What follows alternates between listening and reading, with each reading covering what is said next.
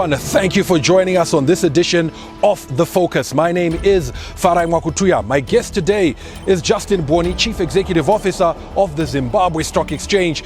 An insightful discussion is to follow. Let's get straight into it.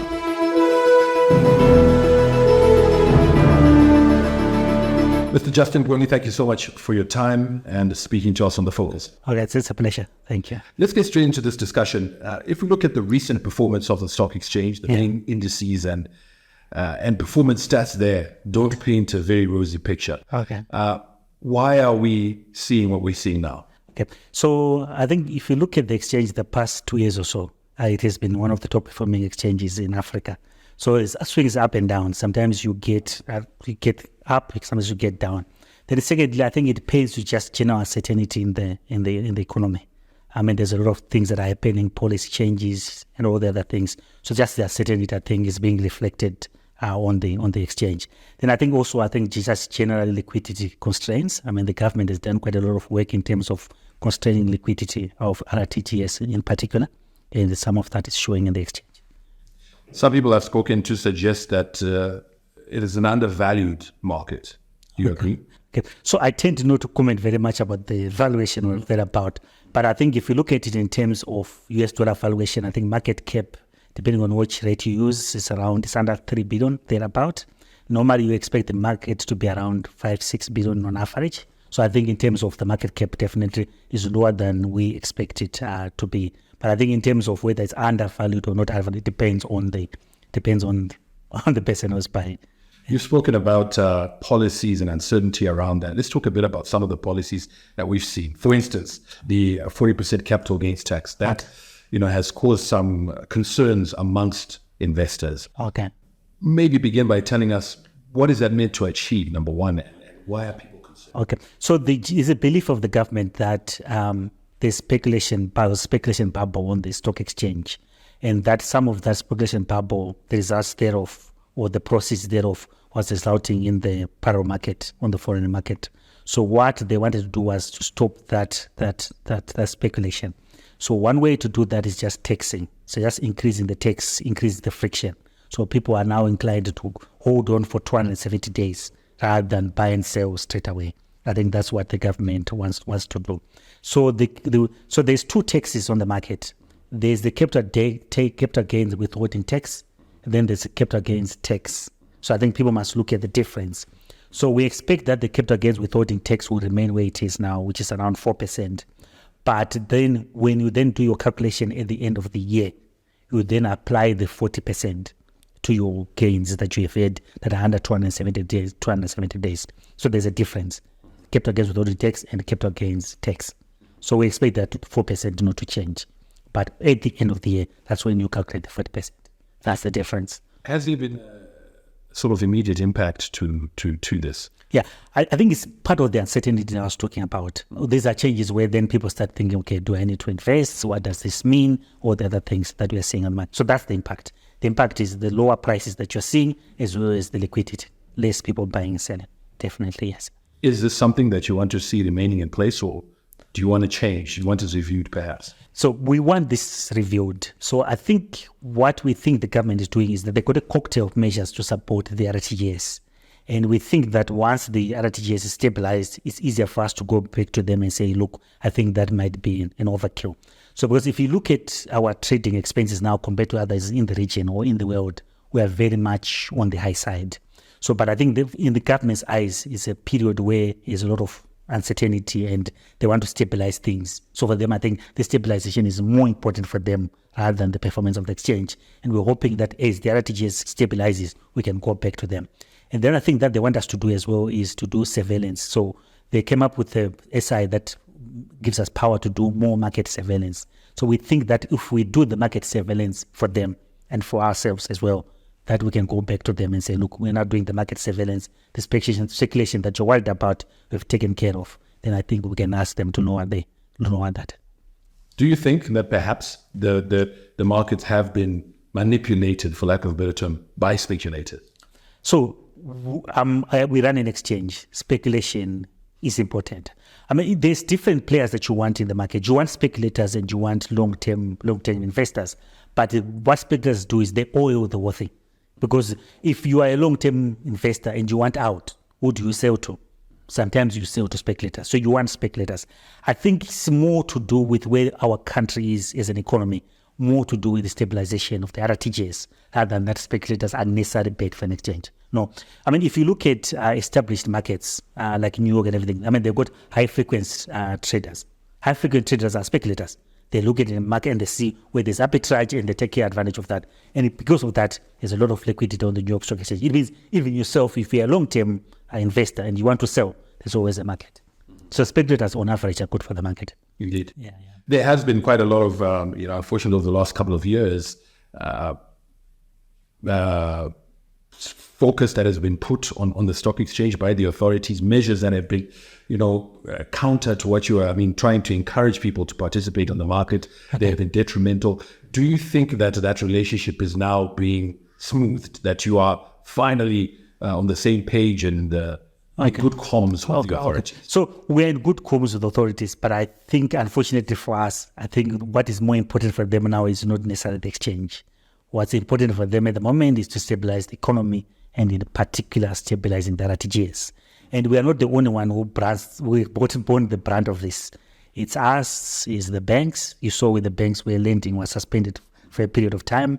It's mobile money. You've seen how there's been limits placed on EcoCash and other mobile money operators. So it's not just been us. We are one of many where when the government has been trying to do what they're doing to stabilize RTGS, they do what they're doing now. One of the costs of those measures is confidence, and confidence from investors, local and international. Do you think it's worth that cost, losing the confidence perhaps? Okay. Denting the confidence to get the stability. Okay. Yeah. So I think for them, they're looking at the broader picture. So to be fair to them, there are some things that they've given us as well. It's almost like it's been a mixed bag. So for example, they've made it easier for us to do REITs, reinvestment trusts, by giving tax incentives. This is true on ZSE. And if we look at the Victoria Falls Stock Exchange, the Victoria Falls Stock Exchange is not kept against tax at all. So they've given us. So it's been a mixed bag. It's not like they've taken everything away from us. They've given us some things. But I think in their mind, what's important for them is to stabilize the economy.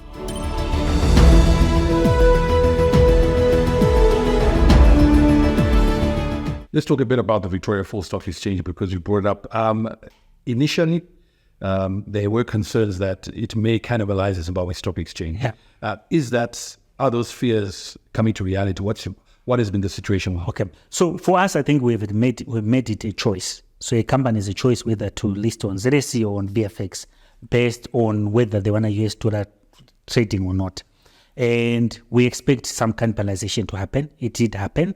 But so in VFX, we expect a combination we expect new listings and we expect some cannibalization. And the cannibalization that has happened now of late has been natural.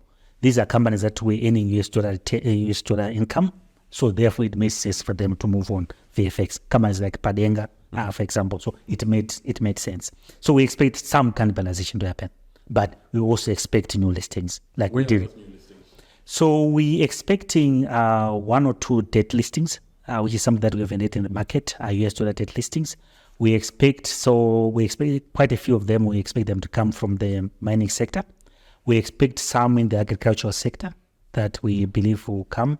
Then we also expect people to bring onto the market shares that are listed elsewhere. So provide Zimbabwean investors with opportunities to invest in overseas shares. So we expect that as well on the Victoria Falls Stock Exchange. So the effect is on course, or is it under net expectation? Yeah. So what we tend to find about the Victoria Falls Stock Exchange, like last year, you tend to get a lot of activities end of the year.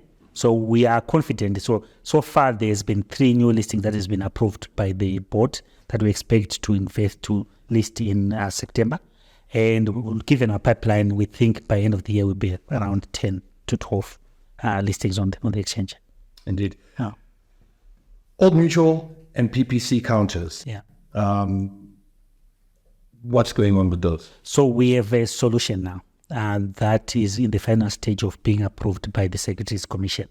So what we are going to do is we are going to allow trading on the share will remain suspended on the Zimbabwe Stock Exchange, but we're going to allow people, but also their own individual for eligibility, to move to an instrument that they can trade on the Victoria Falls Stock Exchange. So this is our thinking at the moment. And we are very close to announcing that to the market. Is that acceptable to all the parties, all the stakeholders? We don't know, not necessarily no, but we have worked hard to come up with a solution that takes care of investors who have been stuck here for at least 2 years. So that many people have been stuck for 2 years. So at least, what's important for us is to give people a vehicle for them to trade their shares on the Victoria Falls Stock Exchange if they so wish. Indeed. Yeah. You talked about REITs earlier. Yeah. Now let's talk a bit about REITs. To the uninitiated, what is a REIT? So why are you so excited about it? Because I've spoken about it. You seem to have a lot of excitement about it. So we know that Zimbabweans love their properties. So people like investing in property. That's all we know, that if you bring a way of people to invest in property, that's important. So the way you look at REITs is REITs almost mimic you owning a property, like owning a house. Because when you rent out your house, you get money regularly, like every month or every 3 months, whatever the case may be. A REIT is like that. You get a lot of money regularly. That's why we like REITs. It's very good for the investor. So it's unlike shares. You're getting money much more regularly. And there's tax incentives as well. So the money is not, the REIT doesn't get taxed. The money gets taxed in your hands. So you get more money into your hands than a property company, for example. Okay. So again, to simplify it even more, when I invest in a REIT, I'm buying a piece of a property, or we can come together as 20 people and own one property and then generate income. Like that, yes. And then that property then declares money regularly and you get money into your pocket. And that property doesn't get taxed. You get money straight into your pocket. So you get much, much more money than you'd get otherwise. That's why REIT is exciting. We did hear, certainly at the launch of one of a retail investment recently, that they will be listing it as a REIT before the end of this year. Yes, yeah. So we are still on track on that one. Yeah, and there's 2 others as well. There's 2 pension funds that are going to move into REITs as well. Because pension funds also like REIT as well. Because what you have at the moment is you've got pension funds that are rich in property, but they can't pay their retirees. So with a REIT, they can sell a part of the property, and then they can give that money to their retirees. That's why pension funds are doing that as well. It provides liquidity for them to provide pensions to people who have retired from that pension. Ordinary investors, I suppose, is a very easy way for them to come on board. As we talk about this, what else is being done to try and make sure that retail, small-scale investors, small-timers such as myself can also participate and be a part of it? Okay, so the one that we're talking about, the Together REIT, we're hoping that's going to be an IPO. So it means they'll offer some of their shares to the market. So I think that was their plan. It will be an IPO. So anyone can participate. Yeah, indeed. Yeah. And in participation in the market as well. Are you doing enough? Speaking to different analysts, they seem to suggest that ZSE Direct may not have the momentum it had initially. Okay. How are you encouraging more individuals to participate? Okay. So, we continue with the message. So what we always think that new products helps in terms of marketing as well. So things like REITs, an IPO like REITs brings new people. You can do a lot of marketing, but IPOs are normally one of the best ways to bring new people onto the market. So hopefully we can get new IPOs even in this environment. Are they encouraging signs that they might be there, particularly on the ZSE? So that's why one thing that we are the same with the government is we know when the currency is stable, we get more inquiries to list. It's when the currency is not stable that you don't get this. So we're hoping that the currency stabilizes, we'll get more inquiries, definitely. For a very long time, we've heard talk of, trying to encourage SMEs to list and get onto the exchange. Is that gaining traction? So there's 2 schools of thought. Sometimes you encourage them to come to the main exchange, or sometimes you create a different exchange for them. It's something that we're looking at to create a different exchange for them. But at the moment, that's not our priority. Our priority is things that we've done so far, which has been the ETFs that we've done, I think, successfully, and REITs. And we also want to bring debt onto the market as well. Because at the moment, if you got money in the bank account, you are getting 40% interest, and companies are paying 100, 200% plus interest. So there's an opportunity to bring products like that onto the market as well, so that investors can benefit from debt. So that's where our focus is at the moment, not on the SMEs listing. That's not where our focus is at the moment. Is it not an opportunity, though, to address some of the economic issues and contribute to economic stability by allowing SMEs to access capital, to scale up, become bigger, and play a bigger role? I agree. It's just that I think at the moment we think that's where we can do a lot of impact quickly. I mean, there's big companies that I think we think can still list that are not listed. There's state-owned enterprises that we think can list are not listed. So we think that there's still a lot of work that we can do. As I stood with REITs, there are a lot of buildings out there, properties that are out there that could list. So for us, I think we can make more impact there first before we do SMEs. That's our thinking at the moment. But it can change depending on the environment. Indeed. Talking about products, I mean, yeah, we've spoken about REITs, debt instruments, some of these other things.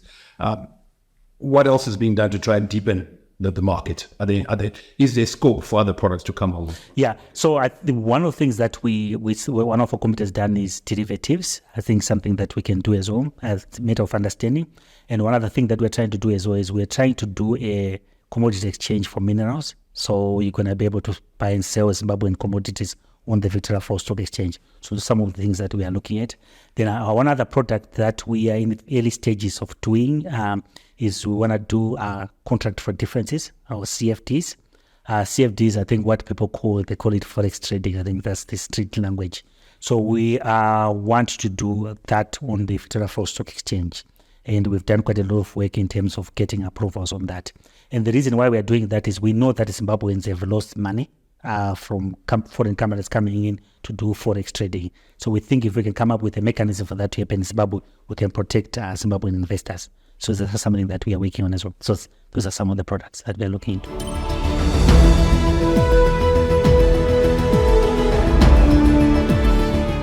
So clearly, from what you're saying, the excitement to exude these products that are in the pipeline, things may not be as gloomy as they are made out to be, particularly for investors who are sitting outside the country. Yeah. I mean, I don't know if I told you. I mean, whilst the Zimbabwe Stock Exchange has come down in terms of value, the Victoria Falls Stock Exchange returns year to date has been about 20%.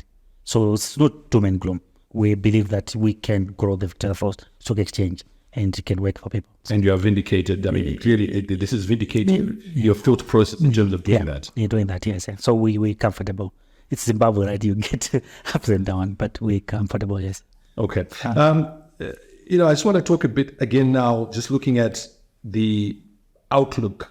Okay. You've spoken quite a bit about, products that are at different stages, listings that are at different stages, but the overall outlook, you talked about troughs and highs. Okay. Can specifically the ZSE, when we look at it, where do you see it in the next, say, 12 months? 12 months. So I think generally accepted that there's going to be uncertainty, I think, until for the next 12 months or so, I think leading to the elections after that. So I think that a lot of that will be felt on the Zimbabwe Stock Exchange, unfortunately. We're still bullish that we'll get some listings on it, especially on the REIT side. So we're going to get some listings. We're hopeful one or two companies will want to list, but I think given the environment, that might not happen. So I think it's going to be a mixed bag on the Zimbabwe Stock Exchange, to be honest. Just the uncertainty. I think it's going to remain what it is. VFX? VFX. We are more bullish on VFX. We expect more listings. We expect more products. Because of the stability of the currency, we can do more things. The tax incentives there, much, much better. So I think we're more bullish on the Victoria Falls Stock Exchange. Amongst the cocktail of measures, I mean, you've mentioned, government is trying to stabilize the currency. One of the things that we've seen them do recently is introduce gold coins. Okay. Do you see that having an impact, particularly in terms of your institutional investors who may say, look, let's go into that? Okay. So it gives them a choice. It gives a choice to say that instead of coming to the Zimbabwe Stock Exchange, they can use the gold coin. But for us as well, it's also an opportunity as well. Nothing stops for someone from doing a fund that owns those gold coins and coming listing on the Zimbabwe Stock Exchange. So there are a few people that we are talking to that are thinking of going that way. So there is, yes, that money can go that way, but also is an opportunity for us. So it's that mixed bag. ETFs have also come quite a lot. I mean, we've seen them being launched. Is this going to gain momentum going forward? Do you see this now as perhaps the way that more listings will come? So I think in terms of ETFs now, I think instead of list ETFs on the shares on the exchange, we expect more different type of ETFs. So for example, you could do a livestock ETF. So a lifestyle ETF could work. The one I was talking to you about, the gold coin, will be. So that's what we expect. We expect a different variety of what we're getting now. I think that's where the growth will be on the ETFs. All right. Do you think, as we hit towards wrapping up, that market players, so this is your stockbrokers and things like that, are being aggressive and innovative enough? So we are hoping, we do push them quite a bit. What I tend to find different type of brokers. There are some brokers who are more vanilla, and you get some who are very, very innovative. And normally 20% of your brokers are very innovative. So I've got some very good innovative brokers and some who are vanilla. I think it's a mixture. The way it is, yes. Finally, we talk about individuals. Again, I think I must bring this back to individuals, because it's they, I would imagine, make up where you want to go to make ordinary Zimbabweans participate and benefit from markets like this, participate in capital markets, financial literacy, those sort of things. Do you think enough has been done? What more could be done? So let's take the young people, for example. We know on the young people side, we don't have the right products. So that's why the CFDs I was talking about, the forex trading, is something that we know we appeal to young people. And as we get things people more comfortable, crypto becomes some of the things. So we know that what young people want is something that we've done well. So we're hoping that CFDs becomes one of the few things that we can offer for young people that they get excited about and come to the market. So that's one of the. Then in terms of other people, I think it's just a matter of knowledge, people understanding what the stock market is, why you have to think long term. Because long term with the stock market, you tend to win. People have to think long term. But in Zimbabwe, I think sometimes there's a thinking that you want your return very quickly, you want 30-50% in 2 weeks. That's not the stock market. Stock market, you tend to think of it long term. And long term, you tend to win. I couldn't help but wonder, as you were thinking about, very exciting CFDs, crypto, unfortunately, it's also perhaps, as you say, these products are not there because the potential minefield when it comes to regulation, and, authorities deem them with some sort of suspicion, perhaps. Okay. Are we ready for that? Yeah. So in terms of CFDs, the law in Zimbabwe allows CFDs, not crypto. Crypto is the one way we have to get the regulation. But the law in Zimbabwe allows CFDs. It's black and white. It's allowed. And will be accessible, do you think, in terms of a pricing point of view? Yeah, it will be accessible. It's exactly what people are getting now at the moment in terms of CFDs in the market. But the difference now is that it's being offered in Zimbabwe and you are protected. So you're not dealing with a broker that can run away with your money. Now you're dealing with a broker that is in Zimbabwe and you're protected. That's going to be the big difference. Indeed. Yeah. Confidence. Whenever I speak to people about, economy and where we are going and what needs to be done, okay. All these measures can be put in place, but ultimately it's about confidence. So I will ask you and put you on the spot here and say, are you confident about the economic direction and where we're going? Okay. I can understand what the government is trying to do, because stabilizing the currency is very important for economic stability. So I think what we are looking at now is, of the past few weeks or so, there's been some stability. So the hope is that whatever they're doing now continues over the next few months and years. So we have the school of thought that we do need a Zimbabwe. Yes, you can't develop your own country without your own currency. In my mind, it doesn't work. You have to have your own currency. The question might be, is it now or is it later? But there's no country that develops without its own currency. Because you need a cocktail of measures. You need cocktail measures in terms of the fiscal side, and you need a cocktail measures on the monetary side for you to grow your country. If you can't have monetary, then you just other arm is tied. So I think you need your own currency. There's no doubt about it. Great. Thank you so much, Mr. Bgoni, for speaking to us. Okay. Whenever I speak to you, I always feel a bit more upbeat and positive that things are in the right direction. All right. Thank you very much. And for speaking so candidly as you always do. All right. Okay. Thank you very much. Fantastic. And we look forward to seeing you again. Okay. To catch up on some of these developments. Okay. You're welcome.